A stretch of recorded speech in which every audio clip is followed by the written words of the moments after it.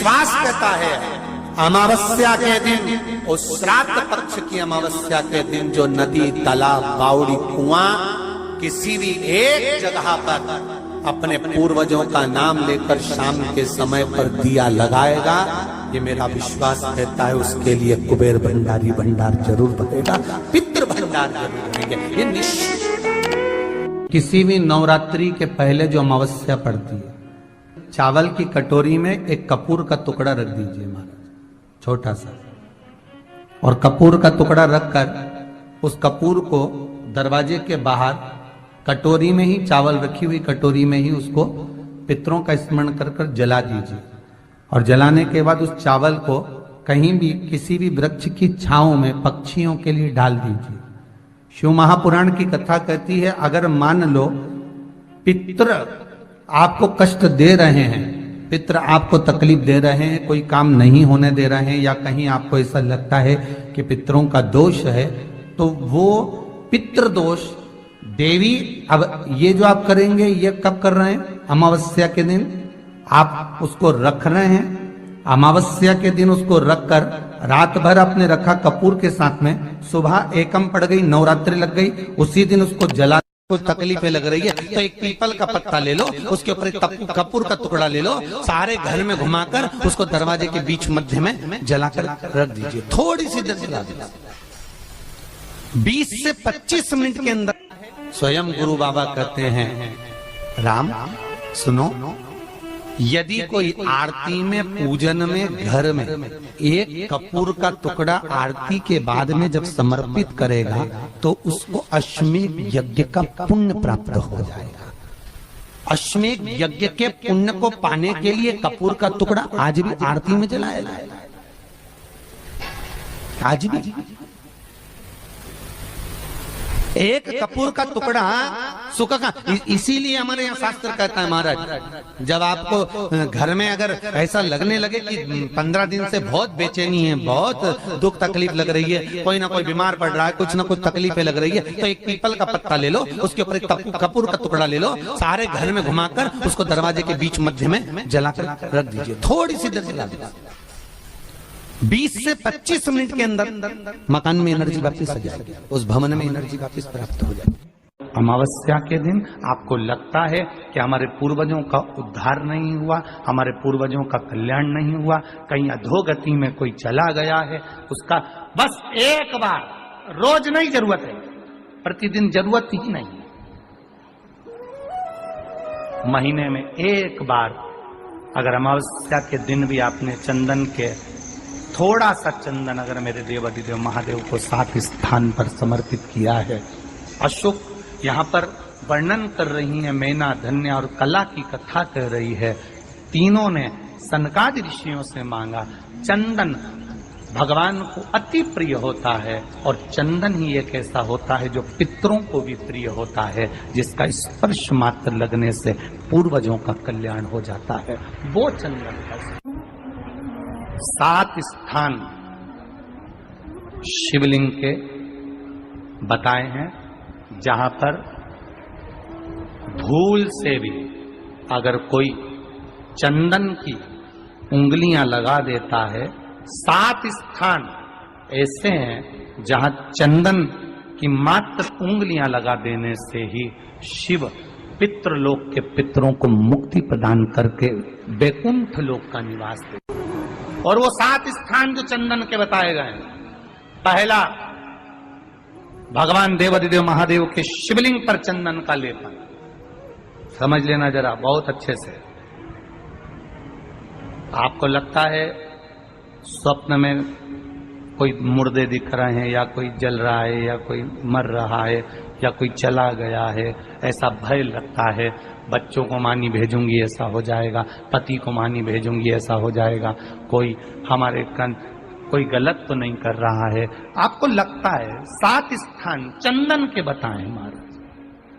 पहला शिवलिंग, दूसरा जहां गणेश जी का स्थान है, मालूम है ना सबको, जम के बोलो जरा, मालूम है ना सबको, जहां गणेश जी का स्थान है वहां अलग से गणेश जी बैठे, वहां नहीं, शिवलिंग में जलाधारी के ठीक सामने राइट में गणेश, लेफ्ट में कार्तिकेय, बीच में अशोक सुंदरी। तो पहला चंदन बाबा के शिवलिंग पर, दूसरा गणेश जी पर चंदन की उंगली, तीसरा षडानंद कार्तिकेय पर चंदन की उंगली, चौथा अशोक सुंदरी पर चंदन की उंगली, पांचवा जलाधारी पर चंदन की उंगली, छठा जो शिवलिंग का जल बह रहा है इसके ठीक विपरीत की ओर चंदन की उंगली, और सातवां चंदन नंदी के मस्तक के ऊपर जो दो सींग लगे रहते हैं उस पर चंदन की उंगली। ये कब लगाई जाती है?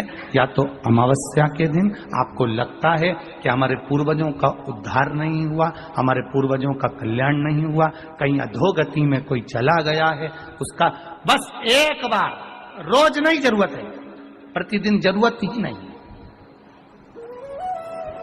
महीने में एक बार अगर अमावस्या के दिन भी आपने चंदन के थोड़ा सा चंदन अगर मेरे देवाधिदेव महादेव को साथ स्थान पर समर्पित किया है। अशोक यहाँ पर वर्णन कर रही है, मैना, धन्य और कला की कथा कर रही है। तीनों ने सनकादि ऋषियों से मांगा। चंदन भगवान को अति प्रिय होता है और चंदन ही एक ऐसा होता है जो पितरों को भी प्रिय होता है, जिसका स्पर्श मात्र लगने से पूर्वजों का कल्याण हो जाता है, वो चंदन का। आपके घर में पितृदोष है, आपको ऐसा महसूस होता है, आपको लगता है, तो किसी भी नवरात्रि के पहले जो अमावस्या पड़ती है, मान लो अपन अमावस्या पड़ी, आप एक अंदाजा लगाइए तो। यार अभी ना मुझे एक ऐप मिली एस्ट्रोटॉक नाम की। अबे नहीं, मैं कुछ रिव्यू नहीं कर रहा हूं। जिस दिन अमावस्या रहे उस दिन चावल की कटोरी में एक कपूर का टुकड़ा रख दीजिए महाराज, छोटा सा, और कपूर का टुकड़ा रखकर उस कपूर को दरवाजे के बाहर कटोरी में ही, चावल रखी हुई कटोरी में ही उसको पितरों का स्मरण कर कर जला दीजिए। और जलाने के बाद उस चावल को कहीं भी किसी भी वृक्ष की छांव में पक्षियों के लिए डाल दीजिए। शिव महापुराण की कथा कहती है, अगर मान लो पितृ आपको कष्ट दे रहे हैं, पितृ आपको तकलीफ दे रहे हैं, कोई काम नहीं होने दे रहे हैं, या कहीं आपको ऐसा लगता है कि पितरों का दोष है, तो वो पितृदोष देवी, अब ये जो आप करेंगे ये कब कर रहे हैं? अमावस्या के दिन आप उसको रख रहे हैं। अमावस्या के दिन उसको रखकर रात भर आपने रखा कपूर के साथ में, सुबह एकम पड़ गई, नवरात्रि लग गई, उसी दिन उसको जलाकर आपने पटक दिया। अर्थात उससे देवी और पितृ इन दोनों का आशीर्वाद जो प्राप्त होता है, तो घर में से पितृदोष समाप्त होकर लक्ष्मी की वृद्धि प्रारंभ हो जाती है, कार्य में सिद्धता आ जाती है। मान लो अगर पितृदोष है तो करो, नहीं है बड़े अलमस्ती से रहो, तो ये पितृदोष का स्मरण। तो यहाँ शास्त्र कह रहा है कि पितरों का जो लोक होता है, पितर जो लोक होता है, उस पितृलोक में 64 योगिनियां प्रवेश नहीं करती। शिव महापुराण कर रही है, शंकर की कथा कर रही है। अमावस्या के दिन प्रदोष काल में, प्रदोष के समय पर, प्रदोष काल में शाम के समय पर जाकर किसी भी नदी, तालाब, बावड़ी, कुआं, कहीं ना कहीं जो आपके पास में हो, वहां पर एक घी का दिया, बत्ती का मुंह दक्षिण की ओर कर कर अवश्य जला कर जाना, सारे पितृदोष समाप्त हो जाएगा। अगर नदी, तालाब, बावड़ी, कुआं नहीं है तो पीपल का वृक्ष हो या बेलपत्री का वृक्ष हो या बट का वृक्ष हो, उसके नीचे लगा दो प्रदोष काल में। पर अमावस्या के दिन लगाएं जरूर। क्यों? क्योंकि अमावस्या 16 दिन तक पितृ मृत्यु लोक में आने के बाद में भोजन ग्रहण करते हैं। अमावस्या के दिन पितृ शाम के समय प्रदोष काल में शंकर भगवान का नाम जाप कर कर नदी, तालाब, बावड़ी पर पानी पीने जाते हैं। वहां से जल का आचमन कर कर पितृ अपने लोक को चले जाते हैं प्रदोष काल के समय पर। इसलिए प्रदोष काल में जलाशय के पास में बावड़ी, कुआं, नदी, तालाब के किनारे पर दिया लगाया जाता है दक्षिण की ओर मुख कर कर बत्ती का, तो पितृ आशीर्वाद देते हुए जाते हैं कि फलो फूलो, आगे बढ़ो, उन्नति करो, तरक्की करो। ये पितरों का आशीर्वाद रहता है, पितरों का वर रहता है। आप देंगे, कुछ करा ना करा, फिर अमावस्या के दिन उस दिन दिया दक्षिण की ओर, बाकी का मुख कर। इनके यहाँ पितृदोष होता है, काल सर्प दोष होता है, वास्तु दोष होता है, उनको ज्यादा कुछ नहीं करना होना। महाराज एक बेल का फल लीजिए, फल बेलपत्री का जो फल होता है उसको ले लो, उसके अंदर का जो गुर्दा होता है, अंदर का जो भाग होता है उसको निकाल दीजिए और उस बेल के फल में आटा सेक कर उसमें शक्कर मिलाकर उसको उसके अंदर भर लीजिए। अमावस्या के दिन सुबह 10 बजे से पहले उस बेल फल में जिसमें तुमने पंजेरी भरी है, आटा सेक कर भरा है शक्कर के साथ में, उसको अपने घर में घुमाने के बाद में जिसको काल सर्प दोष बताया है, पितृदोष बताया है या वास्तु दोष का स्मरण बताया है, घर में सब दूर घुमाकर अपने परिवार का हाथ का स्पर्श कराकर पीपल के पेड़ के नीचे खड्डा खोदकर उस बेलपत्र के उस फल को दाब दीजिए, उस फल को उसमें दबा दीजिए। केवल एक अमावस्या